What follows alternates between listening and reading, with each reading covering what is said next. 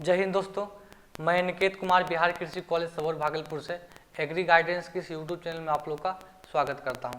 तो आज की इस वीडियो में हम लोग देखेंगे कि जो है सॉइल साइंस का फोर्थ सेमेस्टर में एक कोर्स पढ़ना है जिसका नाम है प्रोबलेमेटिक सॉइल एंड देयर मैनेजमेंट, या उसे हम कह सकते हैं problem soil and there management. तो आज के इस वीडियो में हम लोग इसी सभी के बारे में बात करेंगे कि इन सब से कौन कौन से इंपॉर्टेंट क्वेश्चन आप लोग के एग्जाम में आ सकते हैं, और उनमें से और जो भी मैं क्वेश्चन बताऊंगा उनमें से मोस्ट ऑफ द क्वेश्चन वो हमारे एग्जाम में आए थे।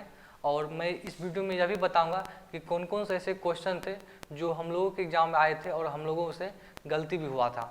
तो उस क्वेश्चन को भी आप लोगों को ध्यान से देखना है, ध्यान से पढ़ना है, ताकि जब आप लोगों के एग्जाम में वो क्वेश्चन रिपीट हो तो आप लोगों से वो गलती नहीं हो और आप लोगों का नंबर अच्छा है।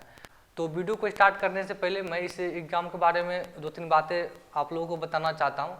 इसमें है क्या कि सॉइल साइंस का एग्जाम 40 नंबर का होता है, आप लोगों को पता होगा। और इसमें क्या होता है, क्वेश्चन आंसर लिखने के लिए बहुत अधिक आता है, तो इसमें टाइम कम पड़ जाता है। जैसे कि आप लोगों को थर्ड सेमेस्टर में एनिमल हस्बेंड्री का एग्जाम होता है, उसमें क्या होता है, स्टूडेंट को सब कुछ पता होते हुए भी लास्ट में टाइम की कमी पड़ जाती है। तो सेम उसी प्रकार से सॉइल साइंस के एग्जाम में भी होता है। तो आप लोग जब क्वेश्चन पेपर और कॉपी मिले लिखने के लिए, तो आप लोगों को जो है जो आंसर आ रहा होगा उस आंसर को बहुत स्पीड से लिखना है और थोड़ा सा राइटिंग पर भी ध्यान देना है, क्या कि राइटिंग जो हम लिखे वो टीचर को समझ में आए। अगर आप लोग कम स्पीड से लिखते हैं तो आप लोगों को क्वेश्चन आते हुए भी लास्ट में टाइम नहीं बच पाएगा और कुछ क्वेश्चन छूटने की संभावना भी रहती है। तो आप लोगों से रिक्वेस्ट है कि आप लोग जब एग्जाम में जाए तो वहाँ पर क्वेश्चन जो भी क्वेश्चन आप लोगों को आ रहा होगा उस क्वेश्चन को तेज़ी से उसका आंसर लिखें, और जितना अच्छा राइटिंग में लिख सकते हो उतना अच्छा राइटिंग में भी लिखना।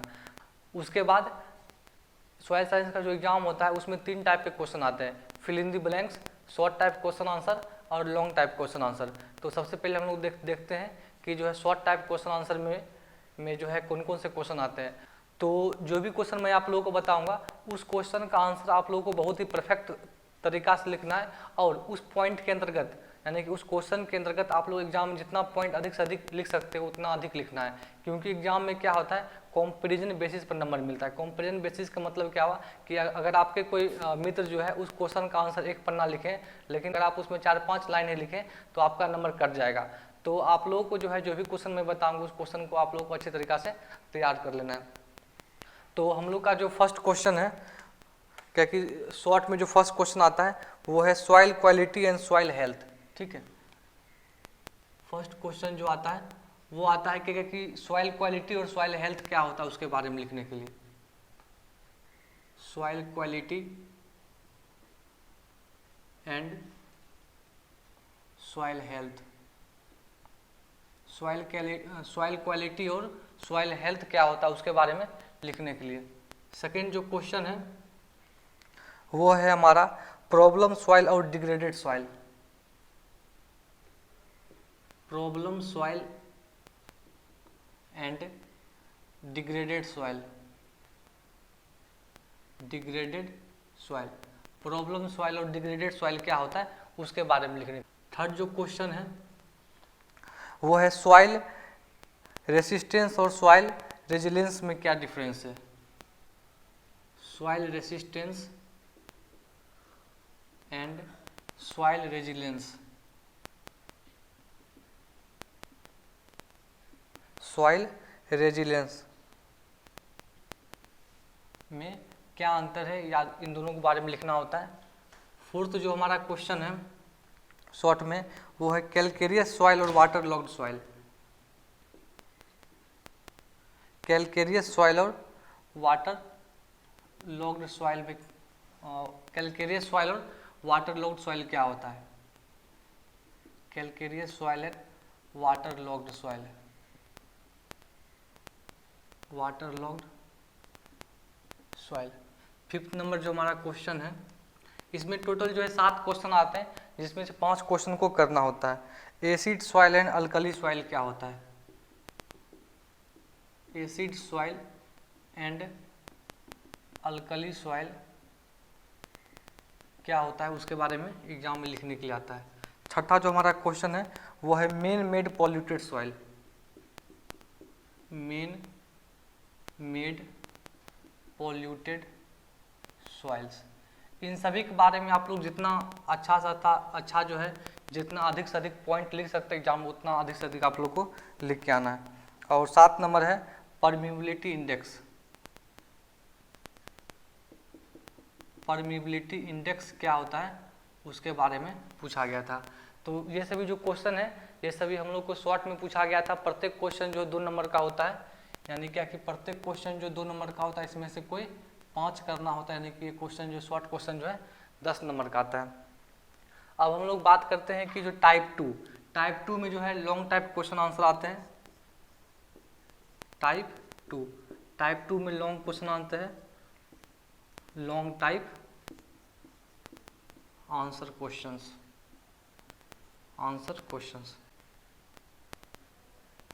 ठीक है। इसमें से जो है लॉन्ग टाइप आंसर क्वेश्चन में जो है 5 क्वेश्चन में से 4 क्वेश्चन करना होता है, यानी कि 4 गुने 5, ये टोटल जो है 20 नंबर का होता है, ठीक है। इसमें कौन कौन से क्वेश्चन आते हैं, तो इसमें जो सबसे पहला क्वेश्चन आता है कि प्रॉब्लम सॉइल से आप क्या समझते हैं और प्रॉब्लम सॉइल कितने प्रकार के होते हैं उसके बारे में बताने के लिए। तो what do you mean by problem soil. Problem soil से आप क्या समझते हैं। उसके बाद इसमें अगला क्वेश्चन आता है कि जो है discussed different types of problem soil. Discuss different types of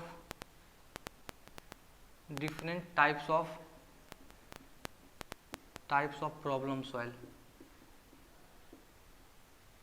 ठीक है। एक तो ये क्वेश्चन आता है। सेकंड क्या क्वेश्चन आता है इसमें सेकंड क्वेश्चन आता है क्या, discuss various types of soil quality indicators. Discuss different types of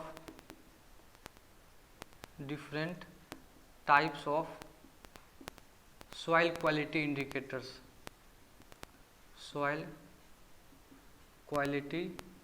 indicators, discuss different types of soil quality indicators.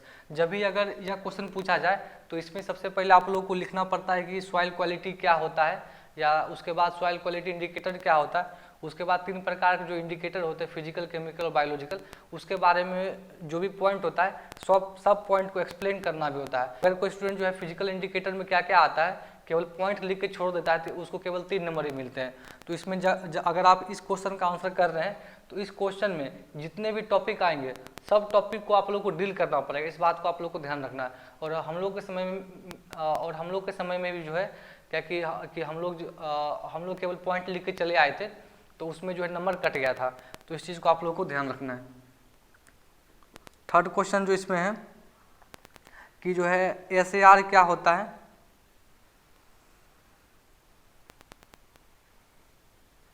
Right equation of SAR। SAR का मतलब क्या होता है इसको आप लोग कमेंट करके बताना है कि जो है SAR का फुल फॉर्म क्या होता है। और एक क्वेश्चन था कि write equation of SAR and classify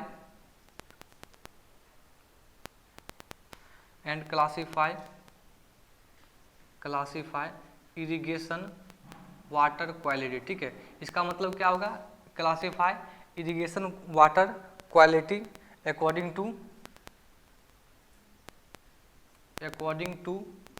SAR value, ठीक है। SAR वैल्यू के अकॉर्डिंग जो है क्वालिटी ये इरिगेशन वाटर क्वालिटी को जो है क्लासीफाई करना है। अगला जो क्वेश्चन था हम लोग का वो क्वेश्चन था कि RSC क्या होता है। तो इसमें भी सेम क्वेश्चन था, राइट इक्वेशन ऑफ RSC। आप लोग को कमेंट करना है कि RSC का फुल फॉर्म क्या होता है and classify irrigation water quality according to RSC value, ठीक है।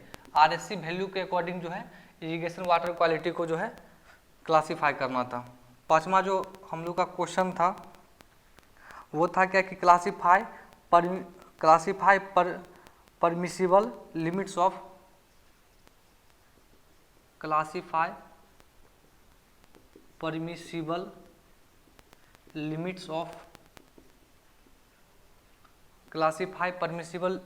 Of boron content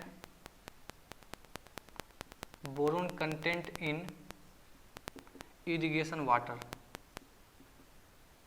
irrigation water. तो इसमें मैंने जितने भी क्वेश्चन बताए, इसमें से अगर आप लोगों को पहले अगर लॉन्ग क्वेश्चन आ रहा होगा तो आप लोग को लॉन्ग क्वेश्चन सबसे पहले करना है, क्योंकि जब आप शॉर्ट क्वेश्चन को करते हैं तो भले वह शॉर्ट क्वेश्चन है, लेकिन जब आप उसमें आंसर लिखेगा तो उसमें बहुत बड़ा बड़ा आंसर लिखा जाता है, उससे क्या होता है टाइम कम पड़ जाता है। तो हमेशा जब भी एग्जाम में क्वेश्चन आए तो पहले आप लोग को लॉन्ग क्वेश्चन करना है। लॉन्ग क्वेश्चन जब भी आप लिख रहे हैं तो बहुत स्पीड से लिखना है, क्योंकि लास्ट में टाइम कम पड़ जाता है। उसके बाद आप लोग को शॉर्ट क्वेश्चन करना है, ठीक है। तो इसके बाद अब हम लोग देखेंगे कि जो है ऑब्जेक्टिव में किस प्रकार के क्वेश्चन हम लोग के समय में आए थे। तो अब हम लोग देखेंगे कि जो है ऑब्जेक्टिव में किस प्रकार के क्वेश्चन हम लोग के एग्जाम में आए थे। ऑब्जेक्टिव क्वेश्चन की संख्या 20 होती है, एक क्वेश्चन 0.5 नंबर का होता है। तो आप लोग और साथ ही साथ आप लोग को कमेंट भी करना है कि जो है इस क्वेश्चन का आंसर क्या हो सकता है, मतलब कि क्वेश्चन नंबर देके उसका आंसर आप लोग कमेंट भी करना अगर आप लोग क्वेश्चन आ रहा होगा। तो फर्स्ट क्वेश्चन जो हम लोग के एग्जाम में आया था वो क्वेश्चन जो है मोस्ट ऑफ द स्टूडेंट या तो छोड़ दिए थे या उनका आंसर गलती हो गया था। तो आप लोग को फर्स्ट क्वेश्चन का आंसर कमेंट करना है कि इसका आंसर क्या हो सकता है। तो फर्स्ट क्वेश्चन जो हम लोग का था total area under, first question जो हम लोग का था total area under wasteland in Bihar, wasteland in Bihar is, ठीक है। मतलब बिहार के अंदर जो है टोटल वेस्टलैंड एरिया कितना है उसके बारे में क्वेश्चन पूछा गया था। तो इसका आप लोग को आंसर कमेंट करना है। इसके लिए आप लोग को 10 सेकंड मिलते हैं। 10 सेकंड में आप लोगों को कमेंट करके बताना है कि इसका आंसर क्या हो सकता है।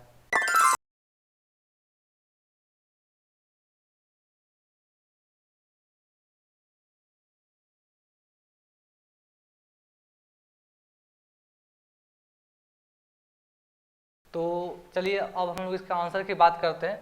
तो इसका आंसर हो जाएगा 7685.39, ठीक है, 39, और ये हो जाएगा स्क्वायर किलोमीटर में इतना, यानी कि 7685.39 स्क्वायर किलोमीटर एरिया जो है वो वेस्टलैंड है बिहार में।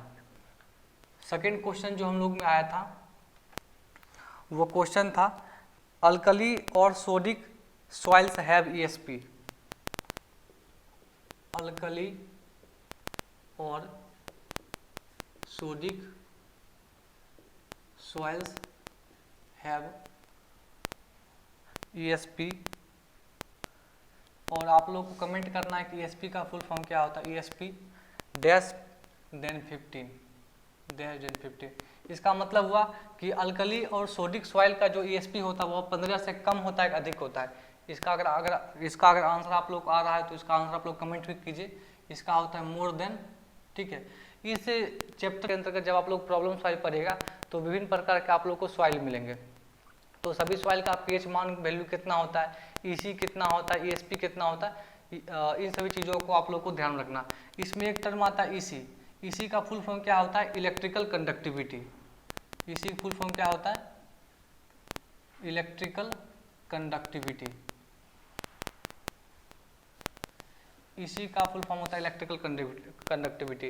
EC का मतलब क्या होता है कि जैसे कि हमारे पास कोई सॉइल सॉल्यूशन, ठीक है, हमको उसमें चेक करना EC, तो EC को चेक करने से क्या होता है, अगर कोई सॉइल है, अगर हम लोग उसमें इलेक्ट्रिसिटी को प्रवाहित करवा रहे हैं तो अगर उससे जो है इलेक्ट्रिसिटी आसानी से पास हो जा रहा है, मतलब कि अगर कोई सॉइल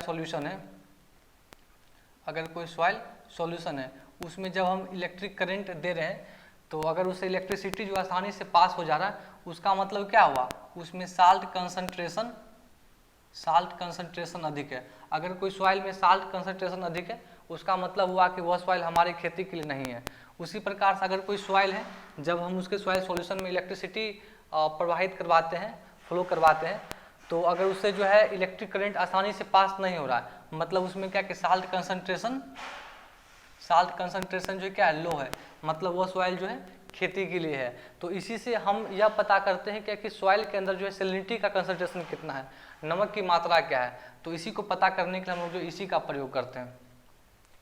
तो हम लोग जो आगे बढ़ते हैं क्वेश्चन नंबर 3 पर। इसी का अगर कोई डिफिनेशन पूछे तो आप लोग को बोलना है इसी मीन्स इलेक्ट्रिकल कंडक्टिविटी, और उसके बाद बोलना है कि salinity of a soil is measured in terms of इसी, मतलब किसी मिट्टी में जो नमक की मात्रा होती है उसे हम लोग जो इसी में व्यक्त करते हैं, एक्सप्रेस करते हैं। थर्ड जो हमारा क्वेश्चन था वो हम लोग का क्वेश्चन था कि जो है salt affected soils occurs in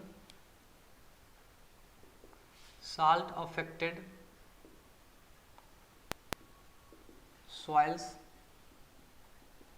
affected soil occurs in arid and semi-arid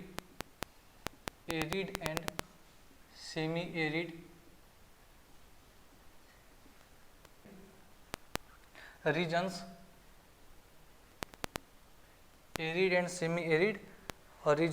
when evapotranspiration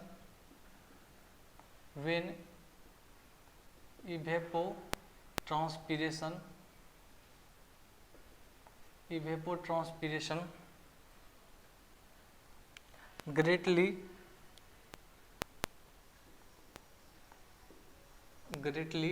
dash precipitation।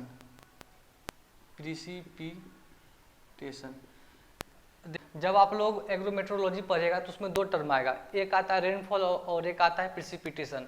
और प्रिसिपिटेशन का मतलब होता है क्या कि जितना भी बारिश हो रहा है या तो वो जो है पानी के रूप में हो रहा है या जो है सॉलिड के रूप में हो रहा है। जैसे कि कभी कभी जब बारिश पड़ता है तो पानी तो पड़ता ही, साथ में साथ जो है बर्फ का जो है टुकड़ा भी आता है। तो जो है प्रिसिपिटेशन में टोटल काउंट होता है कि जो पानी कितना पड़ा और आसमान से जो बर्फ का टुकड़ा जितना भी गिरा उसका क्या वॉल्यूम है, उस सभी को जब हम टोटल करते हैं तो उससे निकलता है प्रिसिपिटेशन। लेकिन उसी प्रकार से एक टर्म आता है रेनफॉल। रेनफॉल का मतलब होता है कि जो है केवल लिक्विड में जो है मतलब केवल बारिश से पानी कितना है उसको बोलते हैं रेनफॉल। तो इसमें बोल रहा है क्या कि जो साल्ट अफेक्टेड सॉइल होता है एरिड और सेमी एरिड रीजन्स में, उसमें क्या होता है इवेपोट्रांसपिरेशन जो है ना प्रिसिपिटेशन से क्या होता है, तो इवेपोट्रांसपिरेशन प्रिसिपिटेशन से अधिक होता है। तो इसका आंसर क्या हो जाएगा एक्सीड्स। मतलब कि जो है प्रिसिपिटेशन से जो है इवेपोट्रांसपिरेशन का मतलब होता है water loss by soil and plant और सॉइल से जितना वाटर लॉस हो रहा है उसको दोनों को मिलाकर बोलते हैं इवेपोट्रांसपिरेशन। फोर्थ नंबर जो हमारा क्वेश्चन है वो है क्या कि SAR का फुल फॉर्म क्या होता है, इसको आप लोग कमेंट करना है। तो SAR का फुल फॉर्म होता है सोडियम एब्जॉर्प्शन रेशियो। और उसी प्रकार से एक और था RSC का फुल फॉर्म क्या होता है रेसिड्यूअल सोडियम कार्बोनेट। जितने भी फुल फॉर्म वाले टर्म है उसको आप लोग को ध्यान रखना है, जैसे कि EC हुआ, PI हो गया, ठीक है, ESP हो गया, उन सभी चीज़ों को आप लोग को ध्यान में रखना है। अगला क्वेश्चन था हम लोग को कि जो है capacity of a soil to continue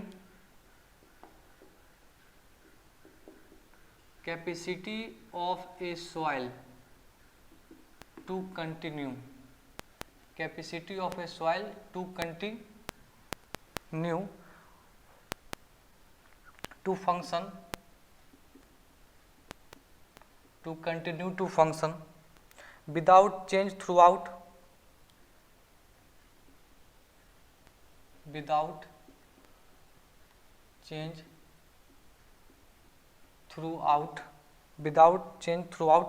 disturbance is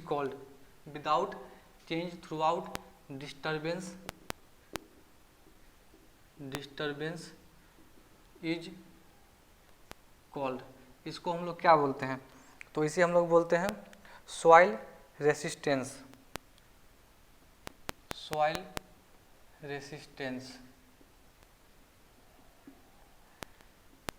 अगला जो हमारा क्वेश्चन है 6 नंबर वो क्या है कि the rate at which water इंटर्स soil surface. the rate at which water enters soil surface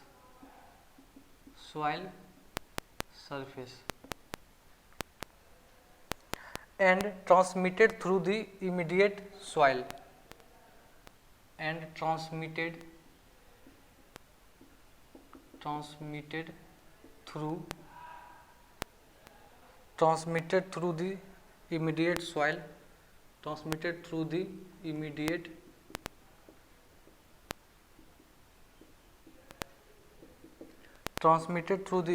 soil depth is called। इसका क्या मतलब हुआ क्या कि सॉइल जो होता है इसका मतलब क्या हुआ कि वाटर जब सॉइल सरफेस में इंटर करता है और उसके बाद जब अगले जब सॉइल सरफेस में जब वो इंटर करता है तो उसे हम क्या बोलते हैं, तो इस प्रोसेस को हम लोग बोलते हैं infiltration rate.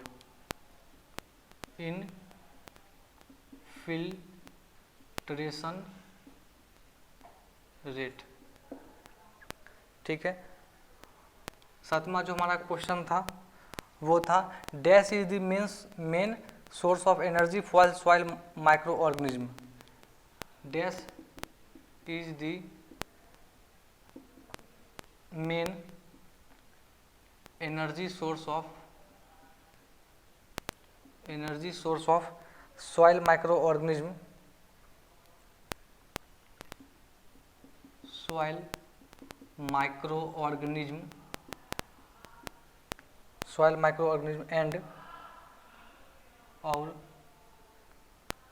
and a trigger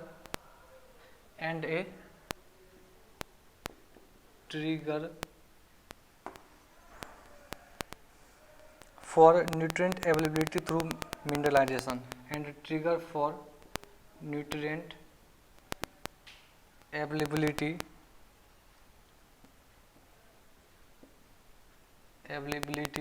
nutrient availability through mineralization. ठीक है। कह रहा है क्या कि सॉइल माइक्रो ऑर्गेनिज्म के लिए जो है एनर्जी सोर्स क्या है, तो वो क्या हो जाएगा ऑर्गेनिक मैटर। ठीक है।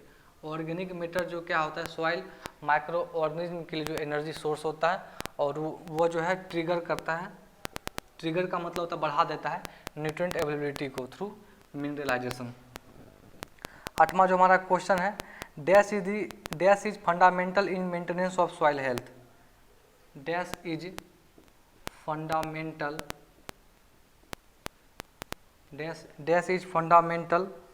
in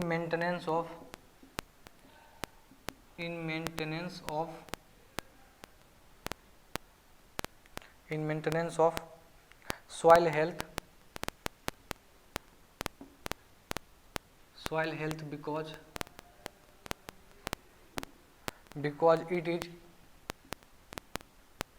because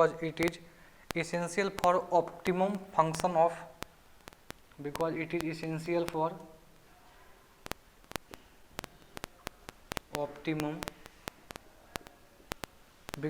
essential for optimum function of functioning for a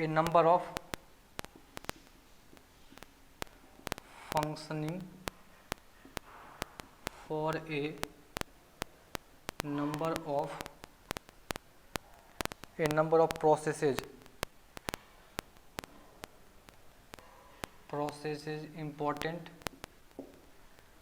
important to sustainable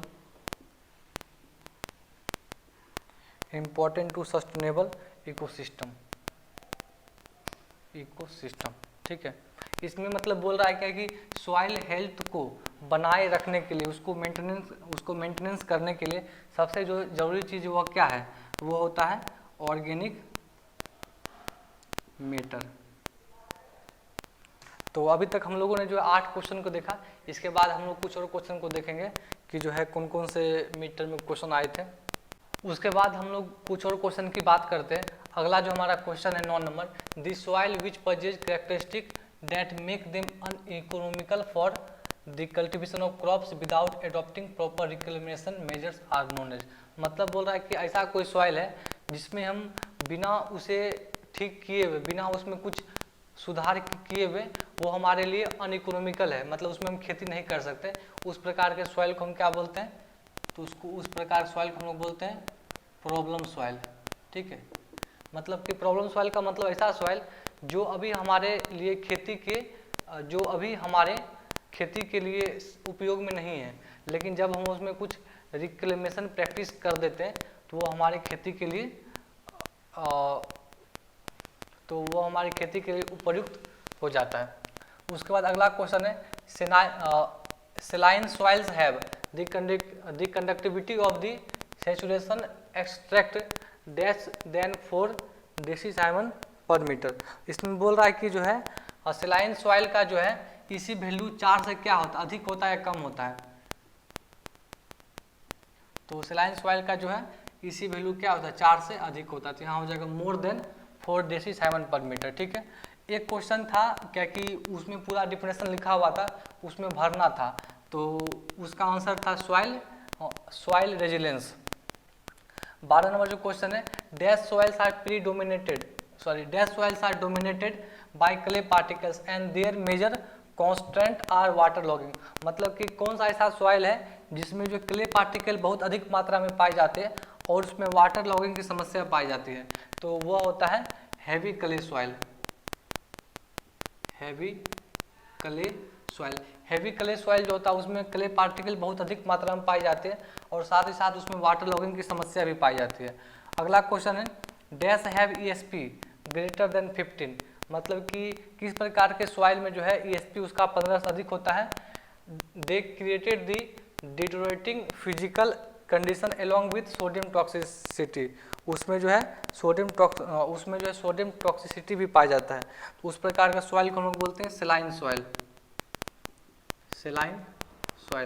अगला जो हमारा क्वेश्चन है dash are formed due to presence of parent rock immediately below the soil surface. अगर सॉइल सरफेस के नीचे मतलब कि 15 से 20 सेंटीमीटर डेप्थ के नीचे अगर हमारा जो है पेरेंट रॉक पाया जाता है तो उस प्रकार के जो है सॉइल को हम लोग क्या बोलते हैं? Shallow soil. इसके बाद हम लोग के पास कुछ और क्वेश्चन है, कुछ और क्वेश्चन को हम लोग देखते हैं, उसके बाद जो है यह वीडियो अंत हो जाएगा। तो इसके बाद हम लोग कुछ और क्वेश्चन की बात करते हैं। अगला हमारा क्वेश्चन है total salt affected soils in India is. मतलब इंडिया में जो है टोटल साल्ट अफेक्टेड सॉइल कितना है? इसका आंसर आप लोग कमेंट कर सकते हैं। इसका आंसर हो जाएगा 153.153 मिलियन हेक्टेयर। ठीक है, इतना एरिया जो है इंडिया में साल्ट अफेक्टेड सॉइल है। उसका अगला क्वेश्चन है बिहार स्टेट शेयर डैश %, मतलब कितना % total salt affected soils in India. तो इसका मतलब हुआ कि इंडिया में जितने भी सॉइल्स अफेक्टेड एरिया है उसमें बिहार में कितना % एरिया है, उसका आंसर आप लोग को कमेंट करना है। इसका आंसर 16 नंबर का। अगला क्वेश्चन है saline soils having a conductivity of saturation extract greater than कितना। मतलब कि सेलाइन सॉइल का जो इसी वैल्यू होता है कितना से अधिक होता है, तो वो होता है 4 डेसीसाइमन पर मीटर से अधिक होता है और उसका ESP जो होता है 15 से कम होता है। अगला क्वेश्चन है Sandy soils have bulk density more than. Sandy soil का जो बल्क डेंसिटी होता है वो क्ले सॉइल से जो है अधिक होता है। अगला क्वेश्चन है the arrangement of primary and secondary particles is called. इसको हम लोग बोलते हैं सॉइल स्ट्रक्चर। मैंने जो है सॉइल टेक्सचर और सॉइल स्ट्रक्चर के बीच क्या डिफरेंस होता है उस पर मैंने एक वीडियो बनाया है, उसका लिंक आप लोग इस वीडियो के डिस्क्रिप्शन बॉक्स में मिल जाएगा, वहाँ जाकर आप लोग देख सकते हैं। साथ ही मैंने जो है सॉइल फर्टिलिटी और सॉइल प्रोडक्टिविटी के बीच भी क्या डिफरेंस होता है उस पर भी मेरा एक वीडियो आप लोग कमेंट में जाकर उस वीडियो को भी देख सकते हैं। अगला क्वेश्चन है Jharkhand state have total acid soil. मतलब कि झारखंड स्टेट के पास जो है टोटल एसिड सॉइल कितना, उसका कितना एरिया है? इसका है आंसर 6771.1 मिलियन हेक्टेयर। ठीक है, 7 मिलियन हेक्टेयर।